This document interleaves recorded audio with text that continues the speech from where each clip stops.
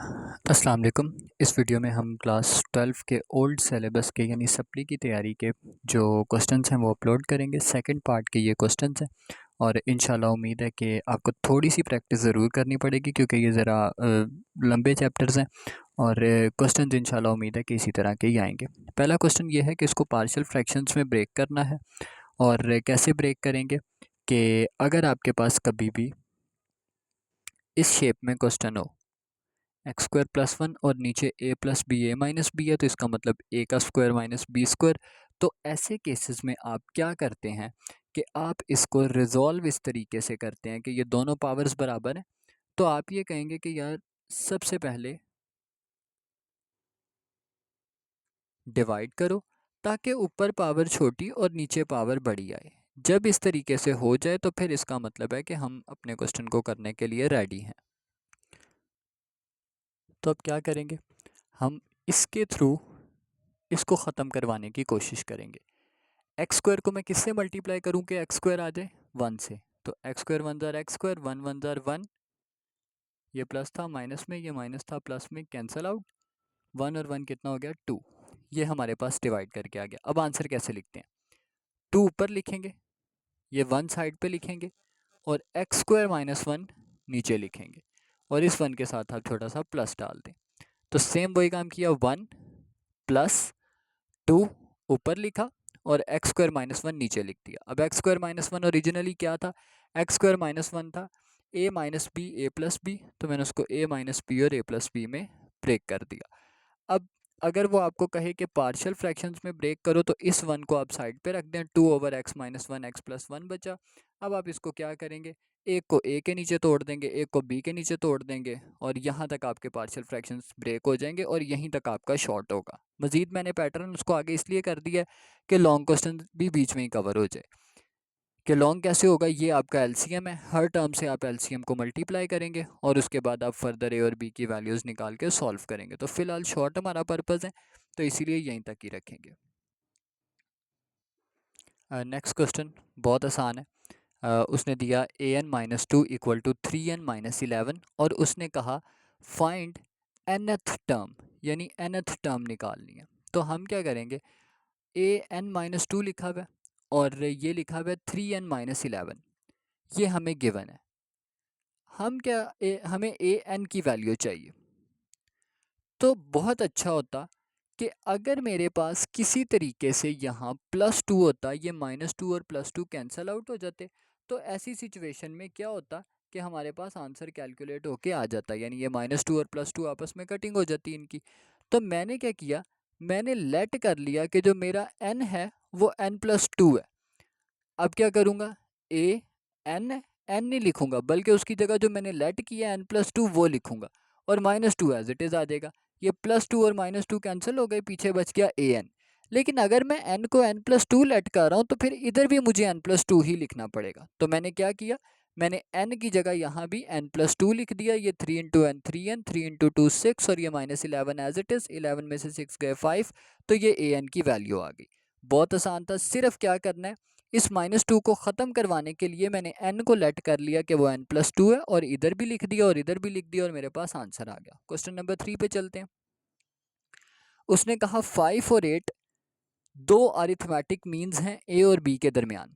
तो हमारे पास क्या चीज़ें आ गई, ए बी, फाइव और एट मैंने उनके दरमियान में लिख दिया। अब अरिथमेटिक मीन के अंदर हमें चाहिए क्या क्या होता है, वो फॉर्मूला सुन लें कि हमें अरिथमेटिक मीन में क्या क्या चीज़ें चाहिए होती हैं। तो सबसे पहले अरिथमेटिक मीन की एक रफ सी स्टेटमेंट समझ लें कि अरिथमेटिक मीन असल में होता क्या है। तो लेकिन चले पहले मेन क्वेश्चंस पे ही आते हैं कि ए बी फाइव और एट मैंने उनके दरमियान में लिख दिए क्योंकि उसने कहा था फाइव और एट अरिथमेटिक मीन्स हैं ए और बी के बिटवीन। ठीक है, तो ये बी डब्ल्यू बिटवीन है, तो मैंने फाइव और एट को ए और बी के दरमियान में रख दिया। अब डी कैसे निकालूंगा, डी मैं ऐसे निकालूंगा कि मैं एट में से फाइव को माइनस करूंगा तो मेरे पास डी आ जाएगा, क्योंकि जो अरिथमेटिक सीरीज़ होती है उसके हर एक नंबर में बराबर का फासला होता है। मिसाल के तौर पे ये मेरी एक अरिथमेटिक सीरीज़ होगी, टू फाइव एट, फाइव में से टू निकाले तब भी थ्री बचेगा, एट में से फाइव निकाले तब भी थ्री बचेगा, यानी सब में सेम ही फासला होता है। तो इसी तरह मैंने एट में से फाइव निकाल के कितना आंसर डी का निकाल लिया, थ्री। अब ए की वैल्यू कैसे निकलेगी, जब भी मुझे कभी ए की वैल्यू निकालनी होगी तो मैं क्या करूँगा, मैं 5 में से वो डी माइनस कर दूँगा। ठीक है, तो 5 मैंने लिखा और डी कितना था 3, वो माइनस किया तो ए की वैल्यू कितनी आ गई 2। इसी तरह जब मुझे 8 के आगे वाला नंबर पता करना है तो आगे मुझे प्लस करके जाना पड़ेगा, तो आगे जाने के लिए मैं डी प्लस करूंगा और पीछे वाले नंबर को पता करने के लिए डी माइनस करूंगा। तो ये हमारी एक अरिथमेटिक सीरीज़ पूरी हो जाएगी।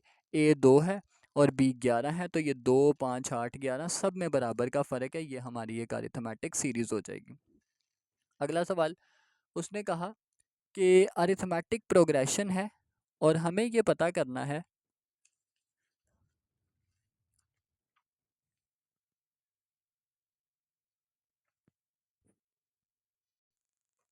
कि किस टर्म पे जाके 85 आंसर में आएगा।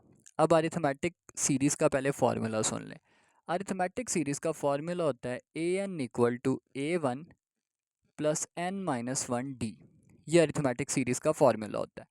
अब इसमें ए एन क्या है, ए वन क्या है, वो सारी बातें फैसला करते हैं। डी क्या होता है, डी होता है दूसरी रकम से पहली रकम का फासला, जो अभी पीछे करके आए हैं कि ये 8 में से 5 निकाले, 5 में से 2 निकाले, तो यानी दूसरी में से पहली माइनस करें तो डी पता लग जाता है। ए वन क्या होता है, ए वन होता है पहली रकम, डी होता है फासला, और एन क्या होता है, एन ये होता है कि हमें किस पोजीशन पे पहुंचना है, और ए एन क्या होता है कि उस पोजीशन पे रकम कौन सी पड़ी है।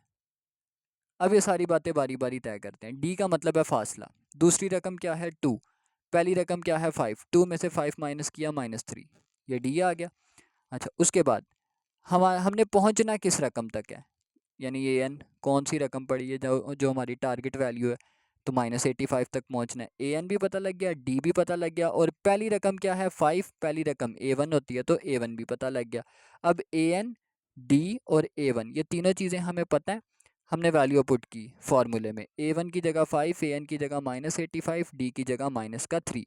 ये -3 क्या करेंगे, पहले तो ये +5 उधर जाके -5, तो ये -90 हो जाएगा, देन ये -3 इधर आके डिवाइड कर देंगे, 30 रह जाएगा, इधर n-1 ऐसे ही चलता रहेगा, ये -1 वहाँ जाके +1, तो 30 में 1 प्लस किए तो 31 आ जाएगा।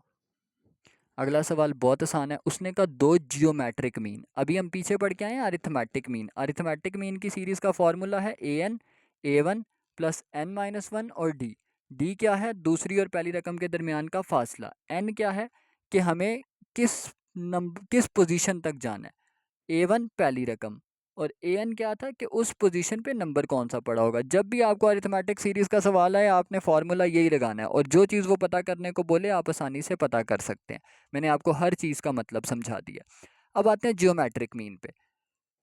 जियोमेट्रिक मीन क्या कहता है, जियोमेट्रिक मीन ये है कि उसने कहा 1 और 8 के दरमियान में दो जियोमेट्रिक मीन डालो, 1 और 8 के दरमियान में। पिछले सवाल में कह रहा था कि 5 और 8 ए और बी के दरमियान है, अब कह रहा है 1 और 8 के दरमियान में इंसर्ट करो दो जियोमेट्रिक मीन्स। तो क्या करेंगे, G1 और G2 दो जियोमेट्रिक मीन्स हैं 1 और 8 के दरमियान, तो 1 लिखा 8 लिखा, उनके दरमियान में G1 और G2 डाल दिया। अब जियोमेट्रिक मीन का फॉर्मूला समझें। जियोमेट्रिक मीन होता है A1 ये इसका फॉर्मूला होता है। अब सबसे पहले R क्या है, R ये है कि दूसरी रकम और पहली रकम को डिवाइड करके क्या आएगा, एक तो R का ये मतलब है। लेकिन अभी हम देखें तो दूसरी रकम G1 है, पहली रकम 1 है, अब मुझे तो नहीं पता कि G1 में क्या आएगा, तो इसका मतलब G1 मुझे निकालना पड़ेगा। सबसे पहले R1 ढूंढने के लिए कोई और हल करना पड़ेगा। तो मैं क्या कहता हूँ, मैं ये काम करता हूँ कि मुझे पहली रकम पता है, यानी A1 मुझे पता है 1 है, चौथी रकम भी मुझे पता है यानी 8 भी मुझे, A4 भी मुझे पता है, क्योंकि पहली रकम A1 है तो चौथी रकम A4 होगी। तो और n भी मुझे पता है कि ये n यहाँ पे 4 है। टोटल नंबर कितने हैं, 1 2 3 4, 4 नंबर है। अब मैं क्या करता हूँ, मैं कहता हूँ यार ये फॉर्मूला लगाओ an इक्वल A1 R-1, और n की जगह लिख दो 4, यहाँ भी n की जगह लिख दो 4। 4 में से 1 माइनस किए 3, R के ऊपर 3 आ गया। A1 का नंबर मुझे पता है 1, तो A1 की जगह 1 लिख दिया। A4 का नंबर मुझे पता है 8, तो A4 की जगह 8 लिख दिया। अच्छा, ये 1 इस R के साथ मल्टीप्लाई हो रहा है, 8 के नीचे आके डिवाइड हुआ, यानी ख़त्म हो गया। पीछे क्या बचा, R क्यूब, और 8 क्या मतलब क्या है, 2 का क्यूब, A2 का क्यूब होता है, क्यूब क्यूब से कैंसिल, आर की वैल्यू आ गई 2। अब G1 निकालना है। G1 का आसान मतलब क्या है? G1 का आसान मतलब है कि मुझे A2 निकालना है, ऐसा ही है, क्योंकि ये A1 है, ये A2 है, ये A3 है और इसको A4 बोला था। तो A1 निकालने के लिए A1 वाला फॉर्मूला, यानी अब n की जगह क्या लिख देंगे आप लोग? n की जगह लिख देंगे 2। A1 हमेशा A1 ही रहेगा, r n की जगह पे फिर 2 लिखा, 2 माइनस 1 1, तो A1 R1। A1 हमारे पास कितना है 1 और r की वैल्यू कितनी है 2, तो 1.22। इसी तरह G2 का मतलब है A3, आप n की जगह लिख देंगे 3, A1 R 3 माइनस 1, 3 माइनस 1 2, तो r की वैल्यू के ऊपर स्क्वायर आ जाएगा। तो इस तरीके से आप इसको निकाल लेंगे। आगे हार्मोनिक मीन पूछता है। हार्मोनिक मीन का सीधा सीधा फॉर्मूला है 2xy over x plus Y. तो उसने हमें कहा कि 5 हार्मोनिक मीन है 2 और b के दरमियान, यानी 2 और b के दरमियान में 5 एक हार्मोनिक मीन है। ठीक, तो यानी उसने मुझे हार्मोनिक मीन यानी h बता दिया, वो 5 है। 2 x कितना है मेरा, ये x होगा, ये y होगा 2b, और x प्लस वाई का मतलब है 2 प्लस बी। 2 टू ज़ार 4b ओवर 2 प्लस बी, ये 2 प्लस बी इधर डिवाइड हो रहा है, उधर जाके मल्टीप्लाई हुआ, और देन मैंने b की वैल्यू कैलकुलेट कर लेनी है सिंपल मेथड से।